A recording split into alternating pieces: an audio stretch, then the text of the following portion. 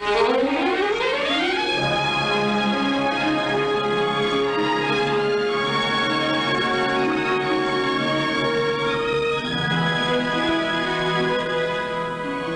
is high cow country. This is summer grazing country, some of the best in the West. This is the country of big beef herds.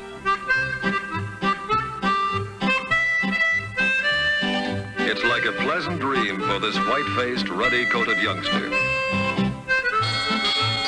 Of all the faithful servants of mankind down through the ages, none has served us better than old Bossy the cow. Since time began, milk has been one of the most nutritious of all food. The baby chicks are so soft and cuddly. This is Betty's and Jane's favorite chore. No dinner bell is needed to call this chow line into action, and it's quite a strain on masculine discipline to observe the rule of ladies first.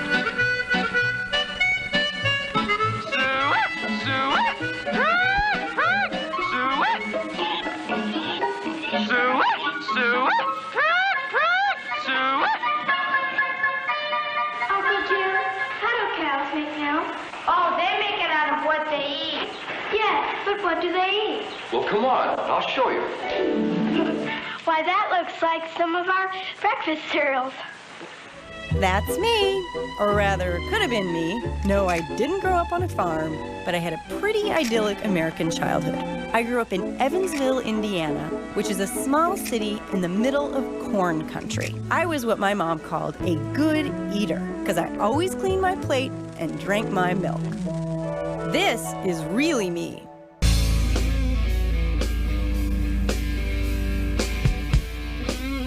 When I was growing up, my dad worked in concrete block manufacturing to bring home the bacon. And I loved me some bacon. And eggs, and especially cheese. But after I grew up a little and moved to New York, that all changed. Do you know what a vegan is? Not really. A vegan is one who only eats vegetables. Close. In addition to vegetables, they eat fruits, grains, beans, nuts, and seeds. In short, anything plant-based. Yeah, so they don't get muscles like this. Some of them do fish, but it just depends on the person. Not really. A true vegan doesn't eat fish, meat, poultry, dairy, or eggs. A vegan also doesn't buy any clothing made from animals, such as leather, fur, wool, or silk. Could you ever go vegan? I don't think so, no. I would love to, but I love my meat. What about for $10,000? No. $100,000? No. Why should I change? Good question. Why would anybody want to go vegan? But right now, there are millions of Americans who are doing it, which can seem impossible in the world we live in. I always thought vegetarians were different from me, but I kinda got it. Now, vegans, that was a whole different story. I just thought they were a little off. Slightly crazy and quite extreme. But then, something really strange happened to me. I became one of them. Here's what happened. I found out that animal food and clothing production aren't as idyllic as I had thought, or as healthy for the planet or our bodies. I started to do my homework, delving deeper and deeper into the way our food and clothes are produced. And suddenly, veganism and vegans made a whole lot of sense. Now, don't get me wrong. I still understand that meat and dairy currently play a large role in the economy and in our cultural heritage, and they can provide important nutrients for people in all kinds of different economic and geographic circumstances. And of course, I realize that for many people in the world, veganism isn't even a viable option now. But there's a whole side of the story that the vast majority of us never even get exposed to in mainstream culture. When I was exposed to it, I kind of freaked out. I wondered, if I went vegan, would I have to eat dry, chalky bran muffins and grow out my armpit hair? Would I have to become a radical lesbian anarchist? Or would I have to join the Animal Liberation Front? But once I started doing it, it wasn't so hard and I felt really good. In fact, I lost 15 pounds in just a few months without even trying. Still, I couldn't help wondering, would anybody react to this information the way I did? I find it easy, but what about people who came from different backgrounds and faced different challenges? To find out, I decided to search for a few regular New Yorkers who'd be willing to go vegan for 6 weeks and learn what it's all about. I'd tell them the side of the story they hadn't heard before, see how they reacted, and see if their veganism stuck. Like everything in New York, I found what I needed on Craigslist. I interviewed 25 potential vegans before I made my decision. In the end, I chose 3 people from 3 different demographics, each with their own challenges in going vegan. But they all had the same motivation for doing the project. They wanted to lose a little bit of weight, to look good, and to feel healthy. They didn't really know much about the environmental or ethical reasons for being vegan, yet. And the best part? I didn't even have to pay them $100,000. They did it for free. The first one was Tessa Lobo, a college student from Queens who lives with her family. Hey Tessa, how are you? Good, how are you? Hi. Hello. This is my dad, Manny. This is Marissa. Hi, Manny. Nice to meet you. And my mom, Lily. My mom's Honduran, and my dad is Peruvian. So Peruvians always are known to cook very well. My dad, he's not a chef, but he's really, really great cook.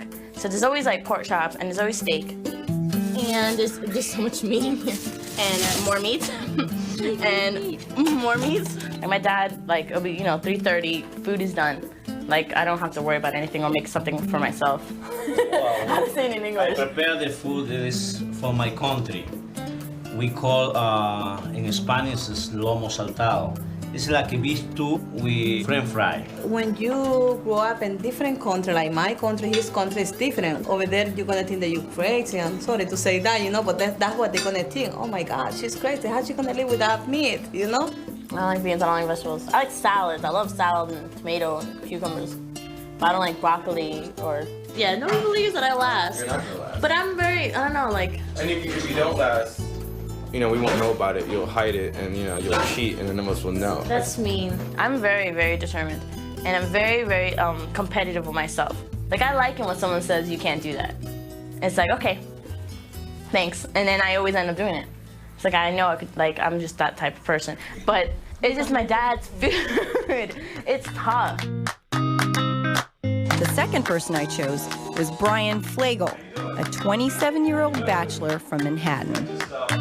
I grew up in California, and my mother is German, and so she would make a lot of meat dishes, but she was a great cook, as all our mothers are. I came to New York and just sort of tried to find food that fit with what I grew up with, like I think we all do. Yeah, that's a rack of lamb. When I have a chance to have a morning, I love to make myself breakfast. I always go out. Oh wait, they're empty. Empty! All right. I'm an actor, trying to be an actor, so that means I have a lot of different jobs. I work at a bar called Orbit, sort of a jazz restaurant. Do you like tofu? No. I mean, yeah. I mean, I don't know. Be honest. Okay. I don't know how I feel about tofu. My mom would say to me if I said I was going vegan, she'd probably think it was some sort of weird new religion. I kind of think they're from outer space, actually. I think they're, you know, they're vegans, you know. We come to kill Mr. McDonald, you know. Have you ever tried to lessen your meat intake before? I have. I've tried to switch to chicken, and that's about as far as I go, I suppose. The third person I chose was a working single mom from Brooklyn who doesn't have time to cook. She is psychiatrist Dr. Ellen Mausner by day and a stand-up comic, Ellen Orchid, by night. Yes, it is true. I am the love child of Carol Burnett and Mick Jagger. I don't eat a very healthy diet. I eat a lot on the run. I grab what's available. We like to go to those big Price Club type places and get the enormous feeds 50 people, meat lasagnas and things like that. I don't have a failed marriage. I have a successful divorce. Oh, I don't like the word divorce. I gotta say certified pre-owned. I have 2 kids. I have a 10-year-old daughter and an 8-year-old son. They're great kids. And we eat the same stuff, so a lot of dairy, probably too much, a lot of cheese. Milk, of course, more cheese, some cream cheese, and some yogurt to go with the cheese. I think this would be a step in the right direction. They could learn from me. I would try to introduce to them these ideas. Eating more healthy, eating more fruits and vegetables. But you promise to try everything, even a little bit? Did you know what the word vegan meant? No. What was your reaction when your mom told you? Well, I didn't know if she could live without meat. You didn't know if she could live without meat? Because why? She likes it. I love hot dogs, kosher hot dogs with all the trimmings. I live near Nathan's in Coney Island, I don't know. But anyway, I have heart disease in my family. Both my parents have hypertension. My uncle died of a massive heart attack. He didn't get much warning. It was really terrible. So I think it's the way to go, and maybe this is the kick in the pants that'll get me to do it.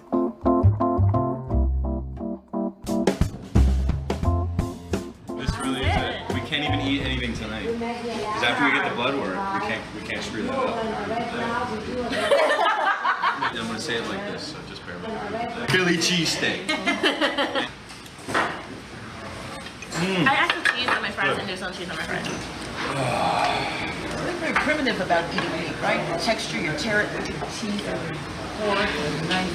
And we make noises like, Caveman. Here we go. No meat! I brought Tesla, Brian, and Ellen to Dr. Joel Fuhrman, a family physician and author of the books Eat to Live and Disease Proof Your Child, to hear about how to go vegan the healthy way. Pleasure to meet you. You've heard so many. But first, in order to track their progress, Dr. Fuhrman took some medical tests.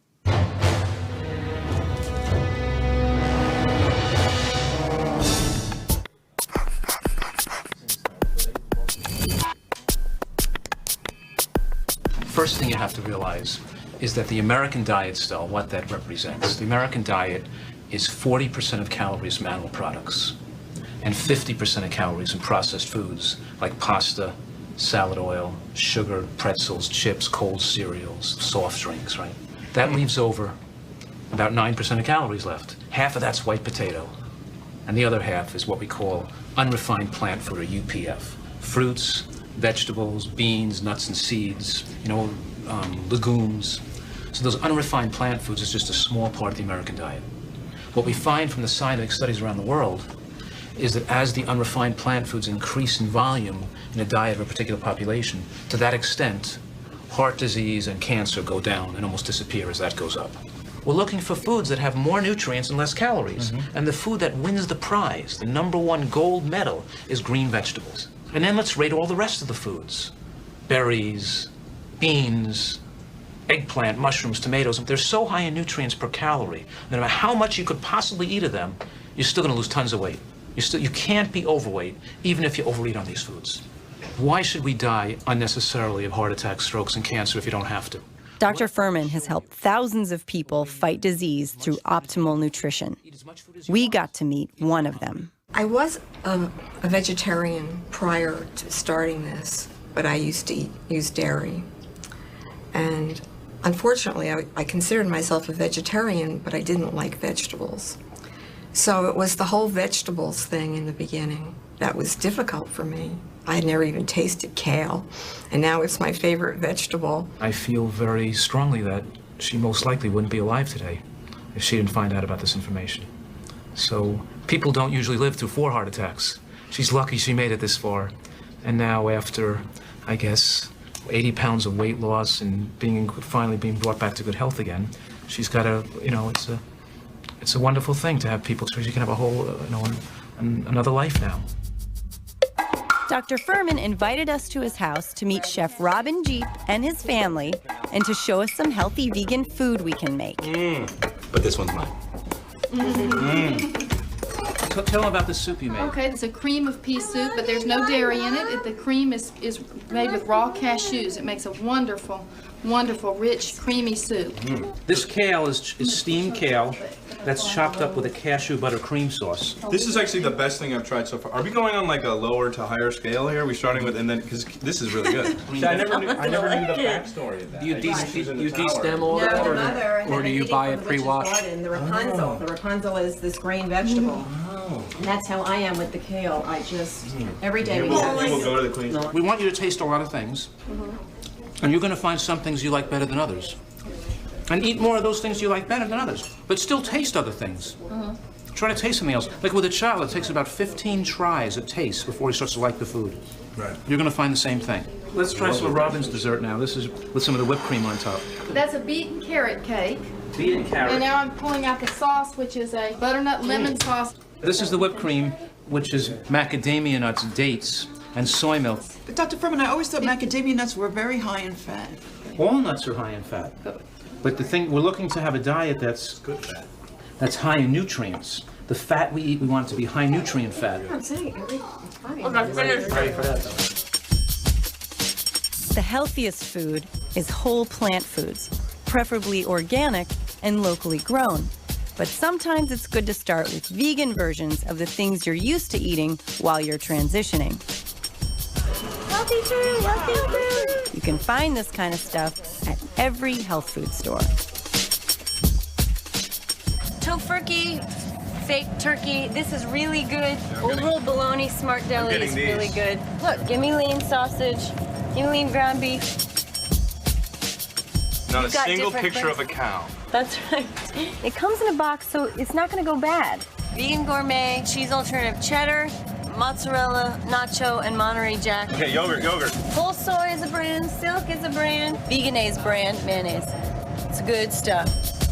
Personally, my favorite is Purely Decadent Soy Delicious. Very nice. This is what we've been talking about, your flaxseed meal. It has fiber, lignans, and omega-3 fats, which are good for you. So many brands are committed to no animal ingredients and no animal testing. Then I took them to a neighborhood deli to show them that you can find vegan alternatives almost anywhere. Boca Burgers and Garden Burgers. Yeah, we don't even know what's in real hot dogs. Earth Balance, 100% vegan, non-dairy, natural buttery spread. That sounds good, actually. Grocery stores have tons of food that you probably have no idea is vegan. Now it's time to play Is It Vegan? Teddy Grahams, chocolatey chip, are they vegan? Yes. We'll buy some Teddy Grahams now. What do you think of Nilla wafers? I'd probably say no. No. Do you know what whey is? This comes from milk. Yeah. No way. Are we keeping score here? I'm gonna say yes, they are vegan. Yes. Wow. I would guess it had eggs in it or something. Yeah, it's not. It is. Instead of cow's milk, you do soy or rice milk. That was a trick question. That was a trick question. What do you think of this? Please, let it be. Yes. Duncan Hines, baby. Ow! My Oreo cookies. Let's give it up. We can stay fat. I know, I can stay fat. Moo shoes fit me fine. Them moo shoes feel just fine.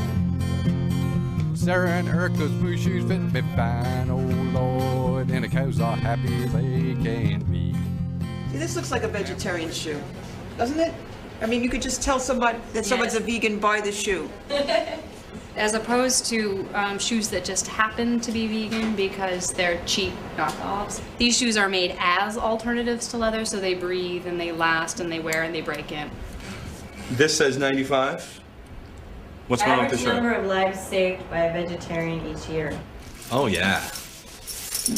There ain't nothing girly about being a vegan. If I had this jacket, I'd be like the most desirable man in the city.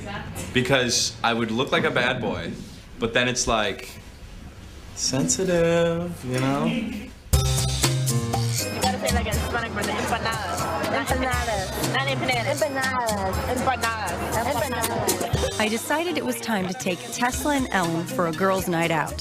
Where do vegans go out for a good meal? Well, in New York City, we're spoiled with 126 veg restaurants to choose from. But you don't have to be from the Big Apple to find great vegan food. There are a growing number of veg restaurants and cafes all over the country, from Missoula, Montana, to Ardmore, Oklahoma, to Bar Harbor, Maine. But there are also plenty of tasty animal-free choices at chains and ethnic restaurants, too.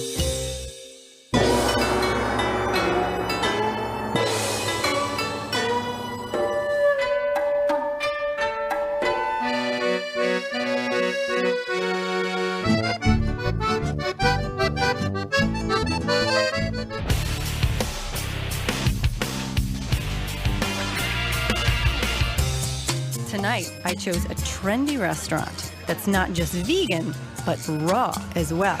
That's lovely. How are you feeling? Really good, really good. How? I feel lighter. Usually after a regular meal with meat or chicken or fish, you just want to put your head down and take a little nap. I don't feel that way with this. I also notice I'm losing a little weight, which is very gratifying because I was really at the fork in the road where I was going to go into fat middle age spread. I see myself getting a little slimmer in the tummy and on the thighs, and that's great. I want to go all the way with this. I never had any kind of sushi in my life. No kidding. Oh, no way. That sauce is a little spicy, but it's very good. I wasn't too surprised that Tesla was having a tough time. Not really liking vegetables or beans does limit one's options. This is a big bowl of like cabbage. The first week or two is always the hardest, while your body goes through withdrawal and you haven't really gotten the vegan lay of the land yet. Look at the food! I was curious to see if it would start to get easier for Tesla. I'm still kind of hungry, but something that Dr. Furman said that's kind of interesting is that since I'm always kind of hungry, everything does taste better. I went out to dinner and there was nothing I could eat but this enchilada that was with spinach and artichoke and mushrooms. And I don't like artichoke and mushrooms, but it tasted good. Brian, meanwhile, was adjusting easily, feeling great, and eager to get in shape. He was psyched when I brought him to the gym to work out with Kenneth Williams, a prize-winning bodybuilder and passionate vegan. Every athlete needs protein, but it's not the quantity, it's the quality of the protein. Right. So most athletes now today do animal-based protein. Right. I do soy. Right. I do spirulina. It just works everything. I mean, it's your body. What are you doing? Just keep going. I eat tofu, tempeh, seitan. My man's Brian's gonna attempt 120, y'all. Now, Brian, don't hurt yourself. Let's go. You think I can do it? I think you can do it. All right, ready? I think you can do it. All right, ready? Let's go, Brian. Look at that. Beautiful. 2. Good. Beautiful. Like that. Real quick. There we go. Just like that. So nice and easy. Not too hard.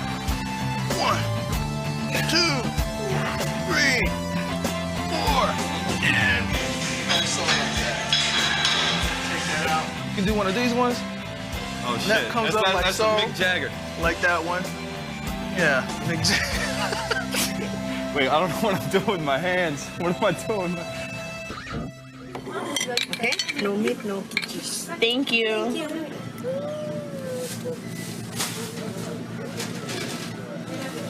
Suck. Do you think you'll be staying vegetable or veggies or whatever they're called? Right now, no, because I want cheese. This? But we'll find out. Tristan only eats meat. My cousin eats turkey.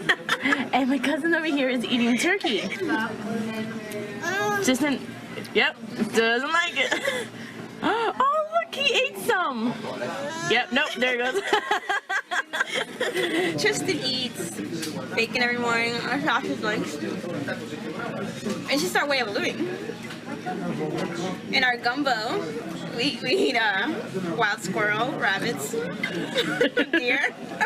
Don't you eat alligator? Crawfish. Can you guys eat fish? No, it's an animal, girl. But it's treated okay. No, it's not.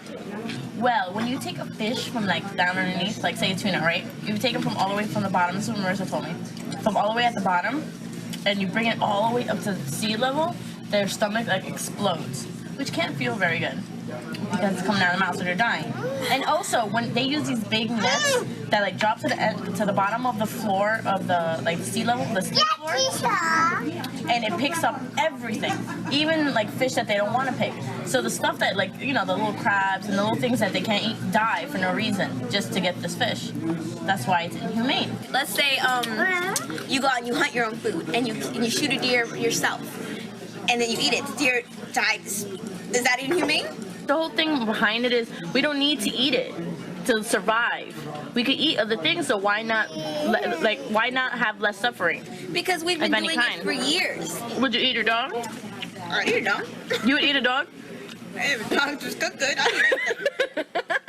Hi, baby. Hi, baby. You hungry? Let's be juice. Yeah, see, every day, seriously, when I'm here by myself, I was like, I keep doing this. I like to smell it. Chasing and do swinging. You got them both in? Yeah. Are you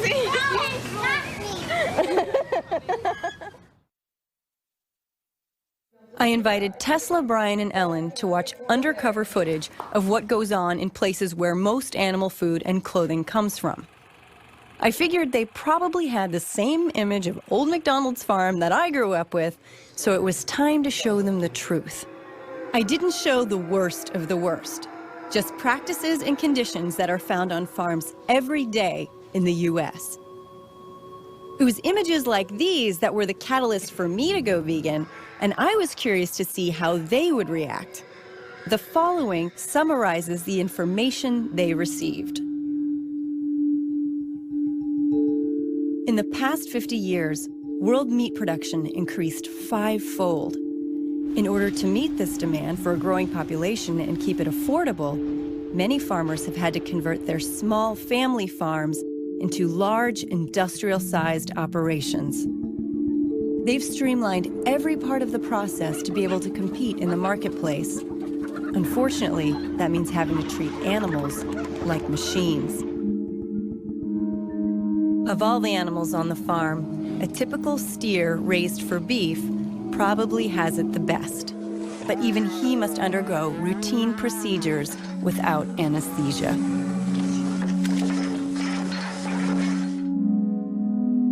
A typical dairy cow is forced to produce 340% more milk today than she would have had to produce in 1950.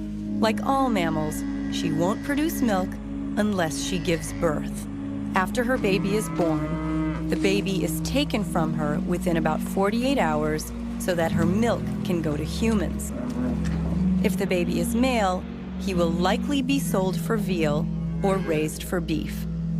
The mother, meanwhile, will be re-impregnated by artificial insemination, and the cycle will continue until she is killed for hamburger meat. Scientific studies have shown that pigs are very intelligent and complex social animals. A typical mother pig spends most of her adult life in confinement. Within about 10 days, her babies are taken away from her. The babies receive no anesthesia for routine procedures. Veterinary care is too expensive, so they might die from infection, injuries, faulty construction, or neglect. A typical bird raised for meat is born in a hatchery. If he's lucky, he will survive the sorting process. His snood or comb is cut off, parts of his toes are cut off, and part of his beak is seared off, all without painkillers. Because he is genetically altered, his breast grows so large so quickly that his legs may no longer support him, or he could die from heart failure. A typical male egg-type chicken is sorted out from the females. He's considered useless because he won't lay eggs and he won't produce enough meat. Therefore, he is killed. He could be ground up alive to be used for animal food or fertilizer, or just thrown away. A typical baby female chick will become an egg-laying hen. She will be crammed into a tiny wire cage. To prevent her from pecking her cage mates to death, a third of her beak is seared off. But she still might have to share a cage with a dead bird. She could suffer from an impacted egg, a prolapsed uterus, or cage-related injuries. Animals used for food and clothing are not covered under the Federal Animal Welfare Act. Most states have common farming exemptions, so as long as the practice is common, it's considered legal.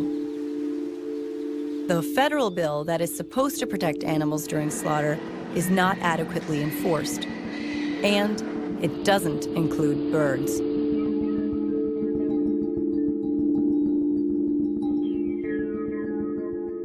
Why didn't I know about this before? It's not something I really consciously thought about. You know? It gets you really angry. Like, I don't know. It gets me mad because I'm like, how is this allowed? That doesn't make any sense to me, how it's allowed. You can really see that these animals are experiencing pain and terror and all these sorts of things because you can see them when they're not and you can see them when they are, and it's pretty damn obvious. And that's at that point, I got a very physical reaction to that. It raises a lot of questions. And I don't blame anybody, but I think we have to try to help make some changes. And I'm willing to do that. I used to eat veal all the time without a problem, and that makes me angry. Because then it's like, you know, I was those people. I'm those people that, you know, do those things to all those animals. It's not against the animal farmers, it's raising everybody up. If you think of it that way. You know, we're not browbeating and blaming these people. They're not the bad guys and we're the good guys. You can't, that's not fair, really. There's a much bigger picture here. You know, I'm a pretty hard nut to crack with these types of things. So I think for most regular people that would watch this film, how can you walk away not feeling a little bit, like you have to reevaluate some things? At least take a look at personal choices in that way. And I think that's something that's probably going to make me think about it later. I'm never going to eat meat again. Like, I can't. Like, how can I look at a hamburger and just eat it without being hurt about it? I can't. I asked Ellen to call a large producer of free-range organic dairy and eggs. I gave her a list of questions that an everyday consumer wouldn't think to ask. Producers bank on the fact that most people won't probe this much, and that customers assume that labels such as free-range, organic, and humane mean more than they really do. Yes, hi, good afternoon. I'm a mother and I am very concerned about getting healthy organic foods for my kids. And I'm also an animal lover, and I saw your website and was very impressed, and I was just wondering if I could ask you just a couple of questions. Yeah. Regarding the steers, are they castrated? Are you going to raise them for meat? Right, yeah. And yes, they are. And with a rubber band. With a rubber band? Mm-hmm. Is there any anesthesia used? Well, it's not necessary. It's just a slow process of basically you're closing off the organ. There's no, it's like you pinch it. Like cutting off the blood flow, and then and then what happens? Just die off and fall off. Does it really just fall off? Yep. Now that's like, say an animal has a terrible infection, or one of the udders is infected, has mastitis. Correct. They would not be given antibiotics? No. And then what happens to them? Well, generally they get destroyed.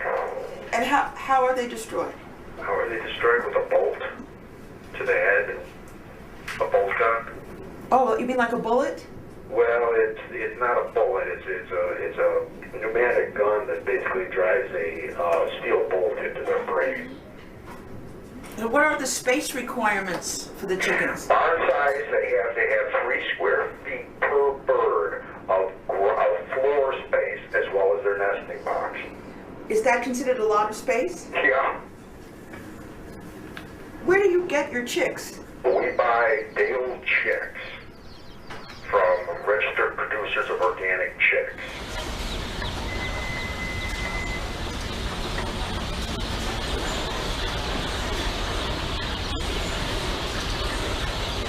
Okay, and what do they do with the male chicks? We don't know. What would your guess be? No idea. I mean, literally no idea. We've had that question before, and of course the people that produce them while they're certified organic are pretty cagey because they don't want to give away their secrets either. The chicks never see their mothers? No. Do you have any guidelines regarding the transport of the chickens? that I don't. That you'd have to go to the national standards on that. I know that chickens aren't covered by the Humane Methods of Slaughter Act, but They are, basically, this is what happens. One by one, they're upside down on a conveyor, and their heads are run through water that has electricity run through it. well, I very much appreciate your time. You got it. You're so knowledgeable. All right. And I wish you good luck with everything. Thank you. Bye-bye. Bye-bye.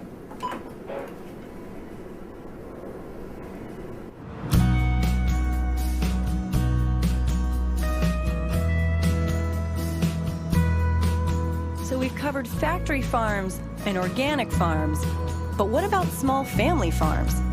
I took Ellen, Brian, and Tesla on a road trip to see how a modern small family egg farm functions. It didn't really fit the image we had of what a small farm looked like.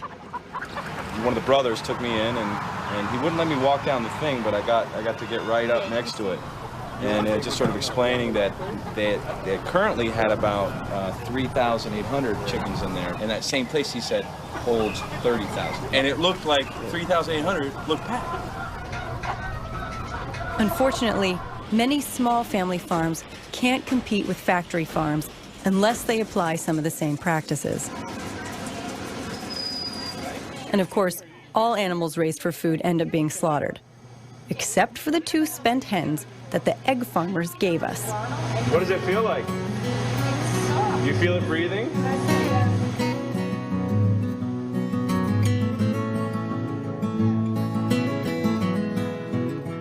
Do you remember what they said? They said it 3 times. They said it 3 times. They said it twice to you and 1 time to me, that if you don't want them, you can always eat them for dinner. Brian, Tesla, and I took the hens to Umani Farm Animal Sanctuary, a haven where rescued farm animals can live out their lives with no threat of becoming someone's dinner. Not gonna bite you. Oh. There you go. Oh, look at them walking now. She's waiting for her friend to come out. They'll just walk around and get used to the, their surroundings until they feel comfortable. You see how large her comb is. Within a month or 2, that won't even affect her vision. It won't flop over like that. Aww. She didn't make that sound 1 time. Do you think she's seen a rooster before? I highly doubt it. Group hug, group hug, group hug. We say chicken. We did it. We did it. Day 1 out of Day 1 out of the city. Out of the city. So where are we camping? Where are we staying? Jason helped us set up camp out on the farm, while Ellen and her kids camped out in a hotel room. This is the future of America right here. Sitting around a campfire with soy dogs. Oh, that is a beaut. That's a beaut. Good work. Tesla, our food critic. Off the hook. Off the hook. Off the hook.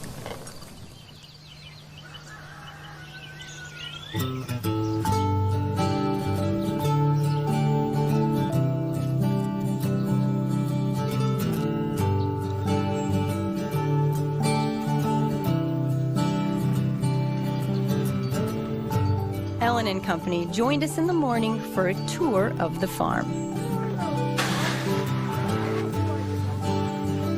And these guys are former veal calves. This is Gilbert. Somebody had got Gilbert when he was a tiny baby, and they were going to slaughter him for their Easter meal. And they fell in love with him and ended up bringing Gilbert here. Would have been you. If you itch a certain part of Devlin's back, it makes his tongue go crazy. Most of these guys. You like the papa. Babe was rescued by a school teacher in New Jersey. Her students had watched the movie Babe, so they wanted to meet a pig. And her husband went to a slaughterhouse of all places, and they wanted to bring a little pig into the classroom. So he got this little pig from the slaughterhouse, and they said to have her back within 48 hours. And They absolutely fell in love with the pig, the whole classroom. So the teacher hid Babe in her condo in New York City for 2 weeks until she got a hold of us. And Babe's been here ever since. They all have personalities just like humans do. Some of them are friendly, some of them are a little bit shy, some of them are like ferocious, and so they shouldn't be eaten. The other reason for this particular road trip was Vegetarian Summerfest, an annual gathering where vegetarians and veg wannabes can connect and exchange ideas and information. Veg Summerfest also features lectures by leaders in the vegetarian movement. The first lecture was given by T. Colin Campbell, Professor Emeritus of Nutritional Biochemistry at Cornell University. I started out, as you heard this morning, basically from the farm and came from that background and was focused primarily on the idea that we all need to get more protein, and we particularly needed to get more animal protein especially. He spoke about the China study, which is considered the most comprehensive study of nutrition ever conducted. This 20-year project examined the relationship between diet and disease in one of the few areas in the world where people still consume a mostly plant-based diet. He teamed up with Chinese and British researchers who went into 65 counties in rural China and found out what 6,500 people ate and how they lived. But it turns out that as soon as a little animal food started creeping in the diet in some counties, you know, blood cholesterol levels started going up, cancer started to appear, heart disease eventually began to appear. Since the beginning of Dr. Campbell's research, the connection between meat and dairy consumption and disease has been confirmed over and over again in scientific studies and even studies of studies. Diabetes is a disease that more and more people have to worry about. Fortunately, studies have shown that a healthy, low-fat vegan diet can prevent diabetes and even treat it better than the American Diabetic Association diet and common medications. The two strongest cancer links are the ones between prostate cancer and dairy consumption, and colon cancer and red and processed meats. Finally, vegans have a 26% lower chance of dying from America's #1 killer, heart disease. That's because they avoid meat and dairy, which contain artery-clogging saturated fat and cholesterol. The science on plant-based diets is overwhelming and has led the nation's largest organization of food and nutrition professionals to state, appropriately planned vegetarian diets, including total vegetarian or vegan diets, are healthful, nutritionally adequate, and may provide health benefits in the prevention and treatment of certain diseases. But the American Dietetic Association doesn't determine government nutrition recommendations. The government has its own committees to determine the official nutrition policy for the country. So what they choose to say, you know, is very, very important. They're translating the science into public policy. It's very important that the people on those committees really be objective. In the days when I was involved, the chair people of those committees were good, they were objective, and oftentimes outside of our community. They didn't have any conflict of interest. Now, in the two of the most recent committees, the Food and Nutrition Board that sets the nutrient recommendations, and also the Dietary Guidelines Committee, in one case it was chaired simultaneously by the same individual who happens to be a major consultant for the dairy industry. And so under those circumstances, you're going to have a committee that's really biased, seriously biased. And so, for example, when they came out last time, increasing milk consumption from 2 glasses a day to 3 glasses a day, that's why it happens. As a practicing Christian, Tesla was drawn to the Christian Vegetarian Association table. But like my mom's argument and my brother's argument was always, God said that he put animals on earth for us to eat. The way I look at it is, if you take a look at Genesis in the first chapter, it describes how God actually prescribed for everybody, people and animals, a vegetarian diet. It wasn't until after the fall that people started to eat animals. So at least the way I see it is the original intention and the ideal as described in Genesis 1, Garden of Eden, was a vegetarian world. There are some people, for example, who need to eat meat just to survive. And those people who do eat meat should certainly not be condemned. But if we have a choice, then the choice that I think is going to be more compassionate and more consistent with what the Bible is trying to teach us about is going to be a diet that's going to be plant-based. It's going to be a vegetarian diet. Hi, how are you? Oh! We met up with former cattle rancher Howard Lyman, who turned his family's small organic farm into a giant feedlot operation. He witnessed firsthand how factory farming destroyed his land, and over time, as he opened his eyes to the truth, became a vegan advocate. He claims that by demanding so many animal foods, we are literally forking the environment. We're digging more graves with our fork than anything else, and it's not just our grave. We're digging the grave of the future. We're destroying the planet. Howard's lecture was about an hour long, but it doesn't take an hour to understand the basic problem. The demand for animal foods is getting higher and higher every year, but producing them is extremely inefficient and polluting. In November of 2006, the United Nations Food and Agriculture Organization published a report identifying the livestock sector as one of the top contributors to the most serious environmental problems. According to the report, farm animals contribute more to global warming than the entire transportation sector. How can this be? For one thing, animal protein production releases much more carbon dioxide than plant protein production. See, first you've got to grow and harvest the feed grains, then transport them to the farms where the animals are. You need energy to operate those farms, then to transport the animals to the slaughterhouse. Of course, you have to operate the slaughterhouses, and finally, you have to process and store the animal flesh. On top of that, farmed animals also produce methane when they burp, fart, and breathe. Methane is 23 times stronger than carbon dioxide at trapping heat in the atmosphere, according to the EPA. Now add to this the fact that we've cleared 70% of forests in the Amazon and elsewhere for cattle grazing and cattle feed. The good news is that switching from the standard American diet to a vegan one for 1 year would reduce your carbon dioxide emissions more than switching from a normal car to a hybrid. In 2008, the top man of the world's most important international agency dealing with climate change finally came out and said, please eat less meat.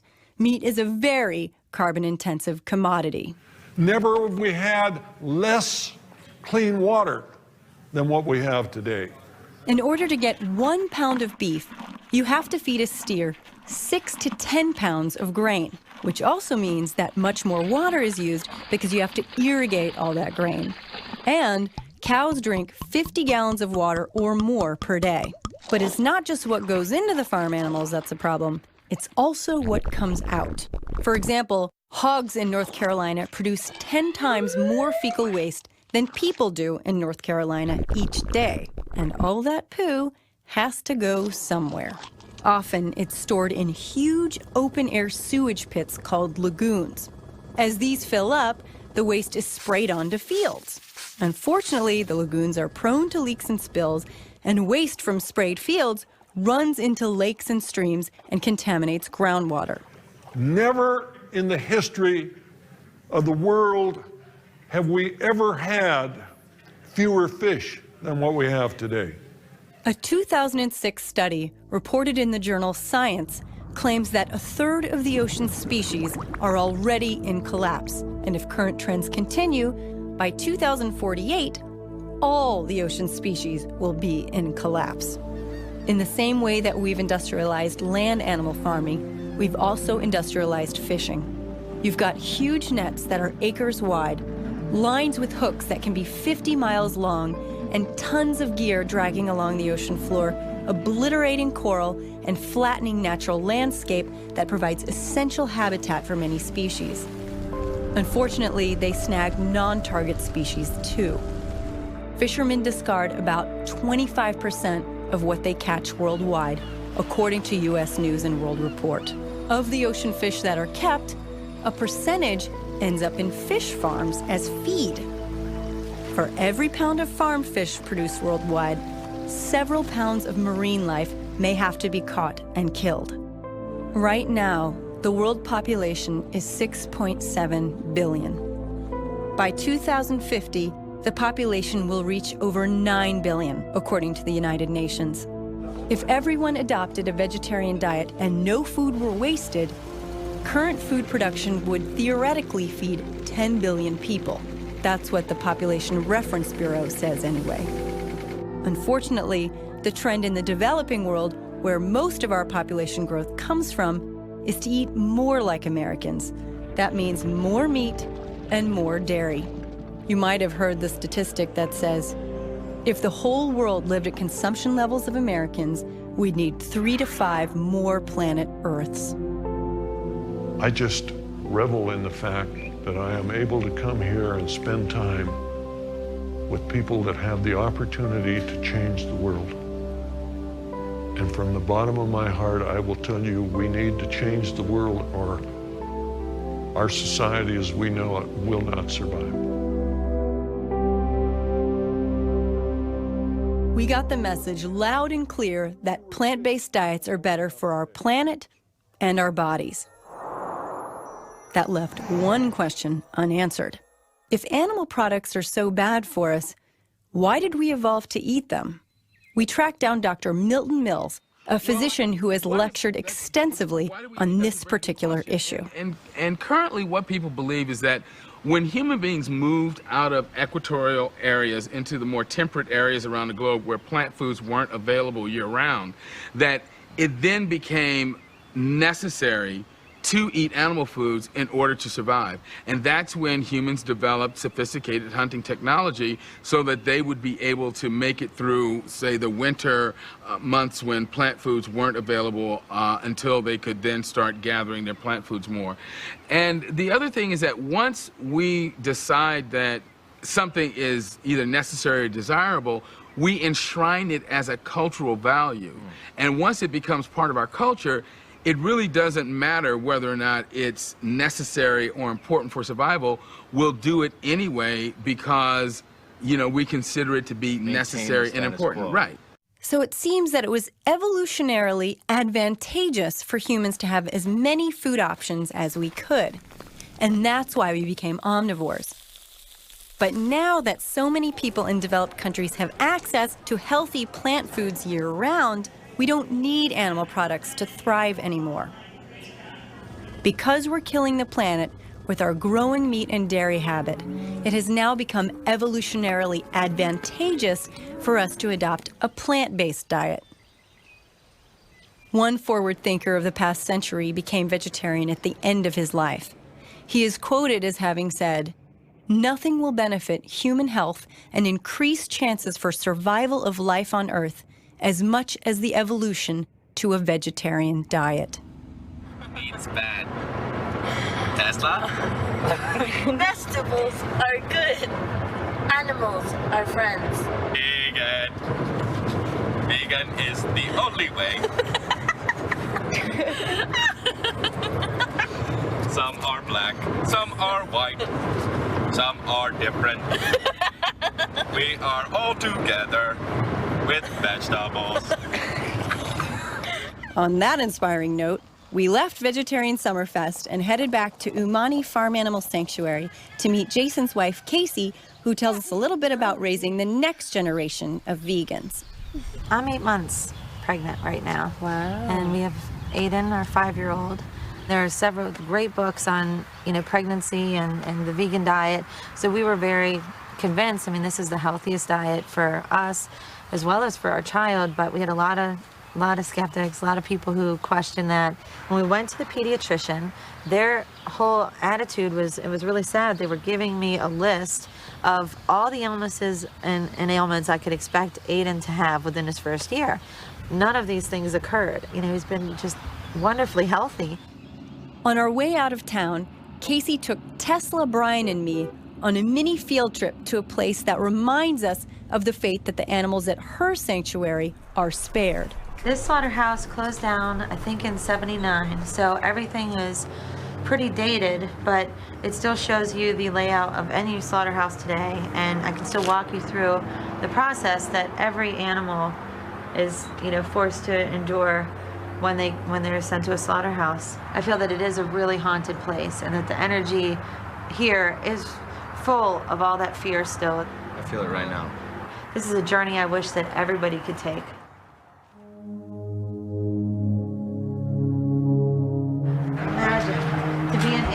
and you're being herded down this little corridor.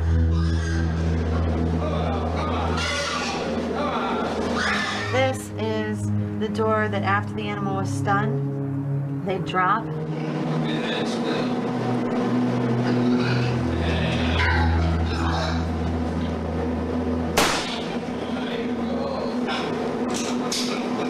So this would slide open, and the larger animals like cows would be hoisted up.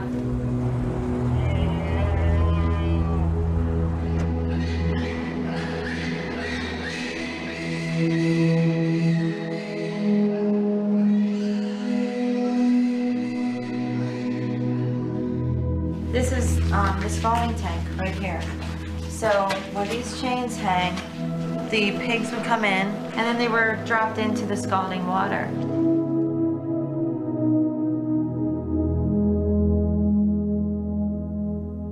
These raked things here scoop up the animals, flip them over into here, and then start to take off the rest of the hair and prepare the body for being, dismembered.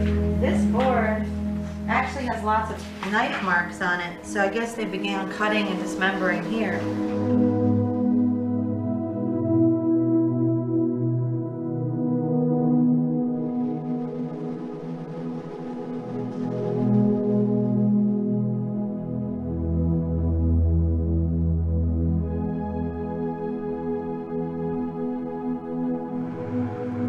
End up becoming part of that machine that we create to do the job. We end up becoming like a spigot or a spoke, just as dry and matter of fact as that. You have to deny your compassion, you have to deny your empathy, you have to deny your feelings, and that is the worst part of it, I think. On our long drive home, we passed the same kinds of farms we'd heard so much about. We decided to randomly pick one to see if what we'd been hearing was true. We knew we could get into serious legal trouble going into a building, so we decided to look around outside, which could only get us into minor trouble. Tesla's already broken the law. But you know what we can say? We can say we thought no trespassing was this road here. Let's try it.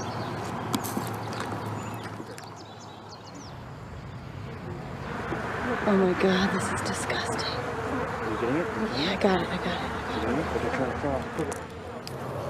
I can't believe that. But there's no way that anyone could talk around what we just saw or explain it away. It was exactly like there was like garbage. I said. Like there were garbage. I didn't understand. All we saw were 3 dead pigs. But this was a farm, not a slaughterhouse.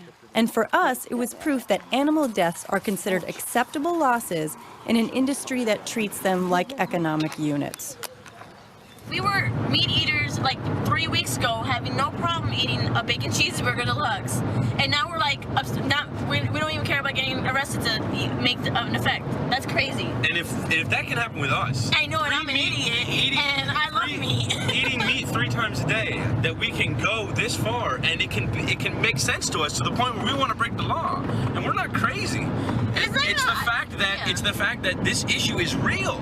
This is a real fucking issue. This is not something that we are concocting. But see, it's like it's not like I want to go and get arrested. It's like it's worth getting arrested for. On the drop of a dime, we walk up. What do we see? A dead pound. Exactly what everyone's been telling us is going to see, and it's right there in front of our faces, completely in front of our faces, and there's no way to deny what we just saw.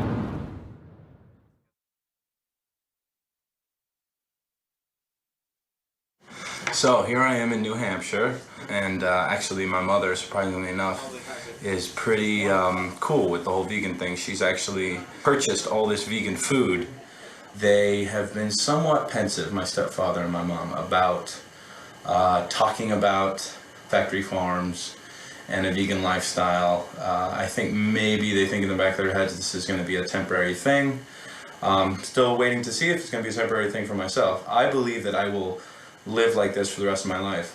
For me to be all of a sudden confronted with changing my life, I have to say no, not right now. But it is perfectly acceptable for you to do it. I would say that it would be non-compassionate even to raise an animal and then kill it. There is not an essential nature to me needing whatever that animal has which I can get from other places, need to raise the an animal is a part of life? No, I don't think it has to be. Carnivores kill other animals. But that's a carnivore. I don't believe we're carnivores. I know that I'm certainly caught up in the emotional aspect, but I'm trying to be as rational as possible. I'm a little bit worried when I go to Honduras because they're going to cook us everything, and I have a feeling I'm going to see chickens. I'm going to see chickens, and we're going to have to eat them, and that's going to suck. They're going to eat you? We're not going to eat him. This is the chicken you're eating later. We're not eating him. It's so hard to find food. Ni carne, no nada. No comes pollo. No puede. What do you eat? Like, how do you live? They didn't understand it. They go, but what do you feel bad about? Like, they're animals. You're supposed to eat them. What do you feel bad about?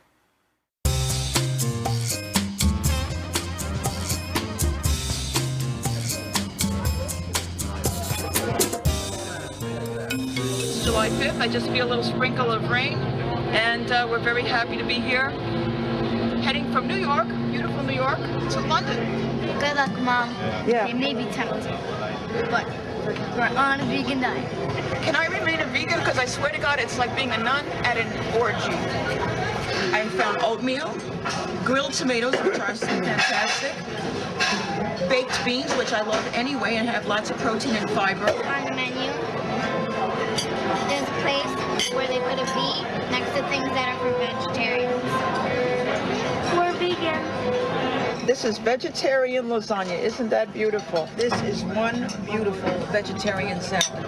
Thai curry in a pretty seashell-shaped dish. Well, it's gone now, but I had bean soup, and my children are eating more fruit and vegetables than they've had in a long time. And Yeah, right. they're getting the ripple effect of my veganism. A lot of adventures lie ahead of us.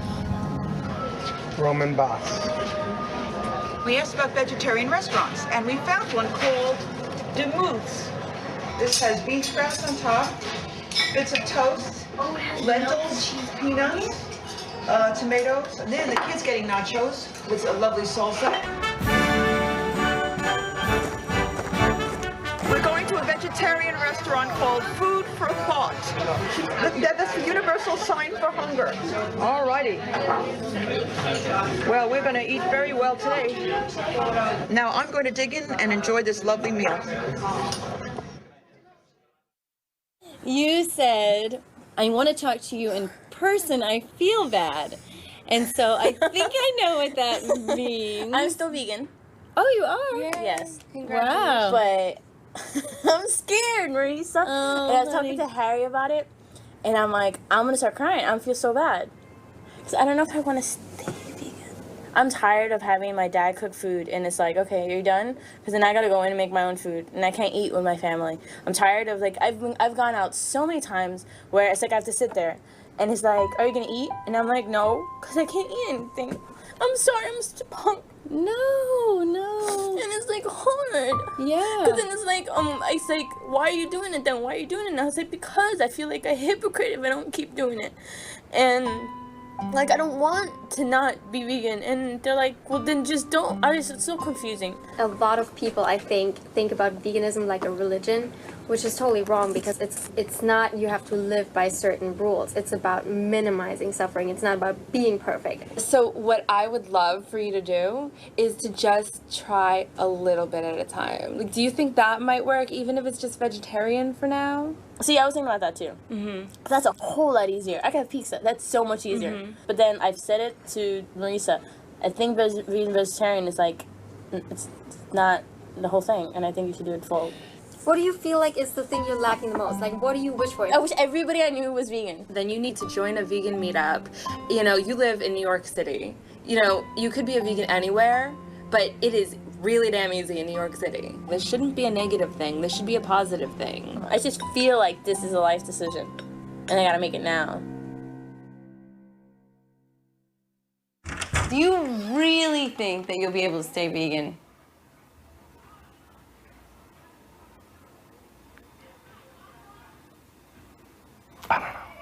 I don't know. I want to say yes. But it could be glaringly just thrown back in my face when, like, 3 months later, working in a slaughterhouse or something. But I mean, I don't know what to say. I mean, yeah, really think, I feel right now, yes, absolutely. I'm not seeing a lot of hurdles in front of me. I mean, I'm trying my best to be realistic about the elements that, like, all right, I'm gonna be vegetarian if worse comes to worse. But I really don't even see being a vegan like a big problem. So here we go. Boom, first thing you see is corn, earth balance here.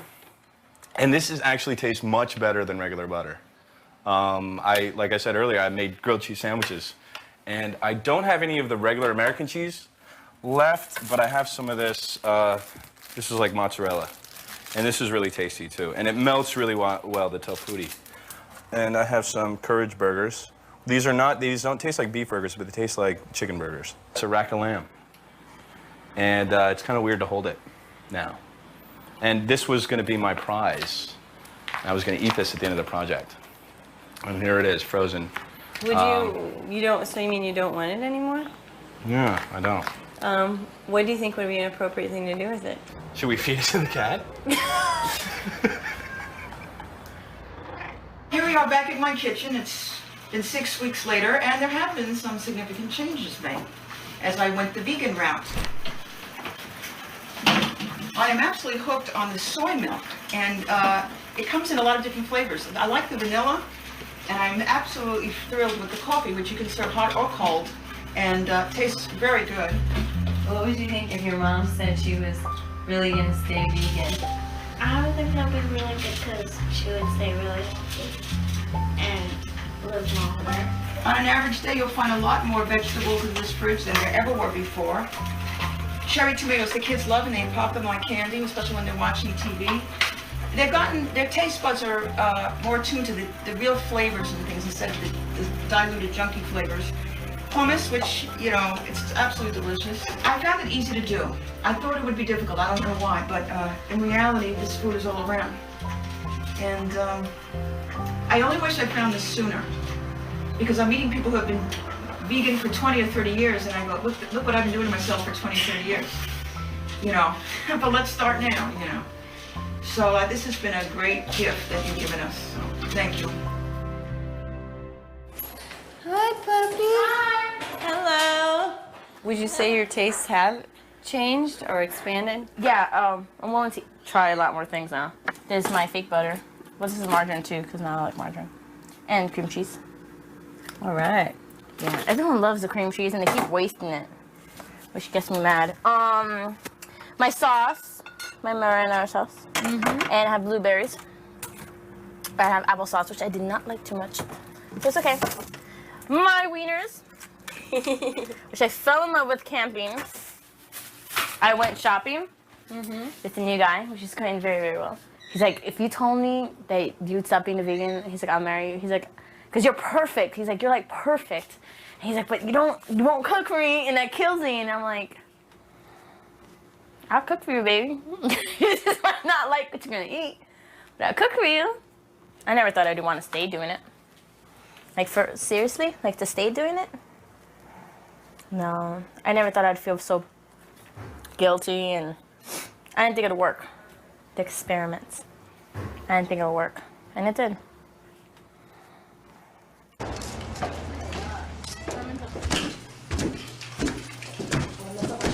Let's head back. I'm nervous. Your blood pressure dropped. Your systolic blood pressure dropped about 20 points. Is that bad? That's good. I don't know. Okay.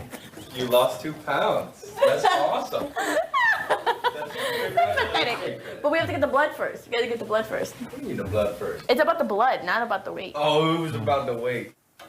183.5. You lost 5 pounds. 5 pounds.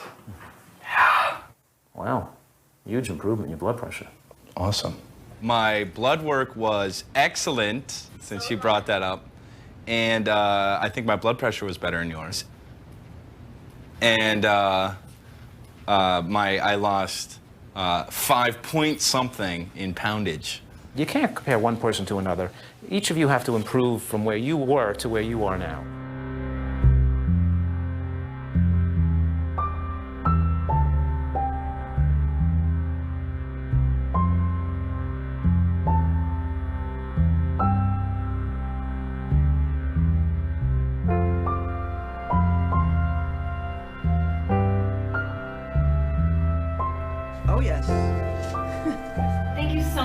Dr. Furman. I appreciate it. Thank you so much. Thank you, Doctor.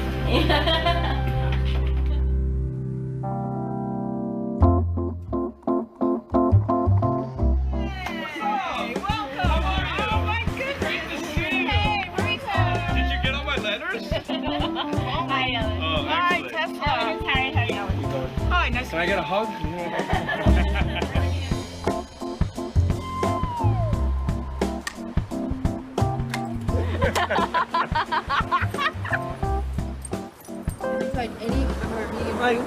And we were at my aunt's house, and my aunt had like bean burgers or something. I don't know what they were made of, but like I nibbled on it or whatever. I don't know what she had to nibble on. Some spinach nuggets or something. It was good, but Like the stuff that you're like, spinach nugget. Yeah, after a while, you're like, spinach nuggets. Like, and you don't want to, like, your taste bud. It's funny how adaptable our bodies are. When I'm at work and I'm at the cafeteria and I see people eating very greasy chicken or beef stew, I feel like going up to them and saying, you realize what you're eating? Plus you're killing yourself. But I mean... I'm feeling like I've been informed now. I'm just so proud of you. God, I can't even I've imagine had all so that. much fun. You guys, this is like the highlight of my, When we look back, Thank it's you for amazing what we've everything. done. It's amazing what we've done, all the different things. It was so much fun. Yeah. Thank you so much.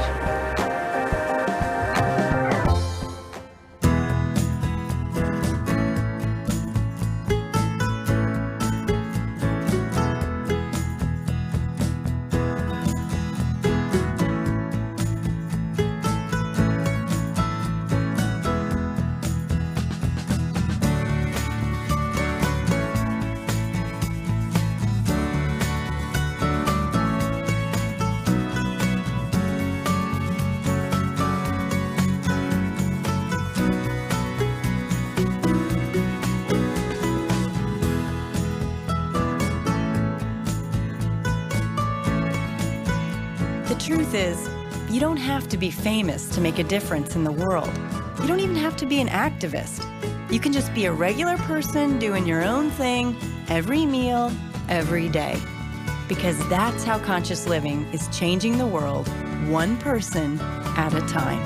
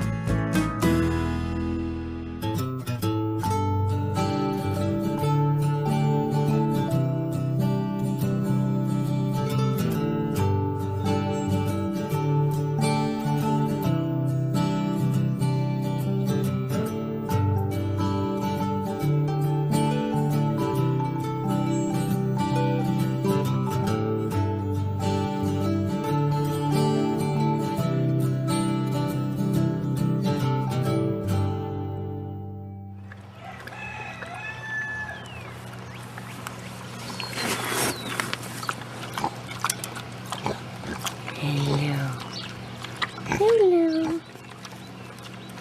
Good morning. Good morning. Blood oranges? Is that real blood? No. Okay, I'm having my first blood orange. Delicious. Tastes like any other orange. If you don't think about the gory part of it. It's tofu salad. It's like egg salad, but made with tofu. Wait, sing your breast milk song. I can't sing that right now. Sing it right now. Look at you. You look like me in the morning. You look like me in the morning. Yes, my... Oh, hello. It certainly looks like a scallop. It's the texture. It's not solid, so it's good.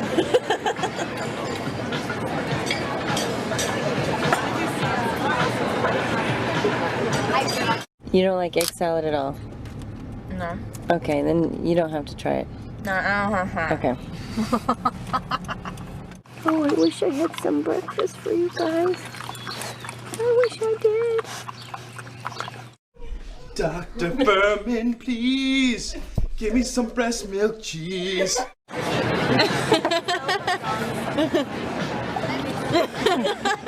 she doesn't like it. That's great. I never had tofu before, and it's really, really good. Really? Yes, it's not like okay, but the way they prepare it right now, it tastes like chicken. It's really good. Really? Yeah. Let's see you eat it.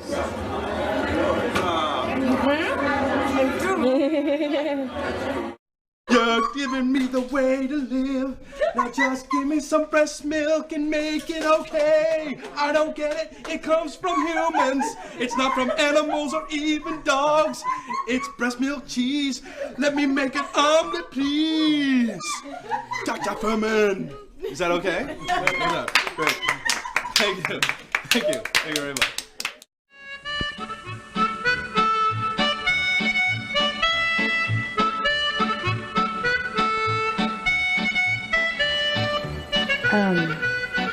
Hidden?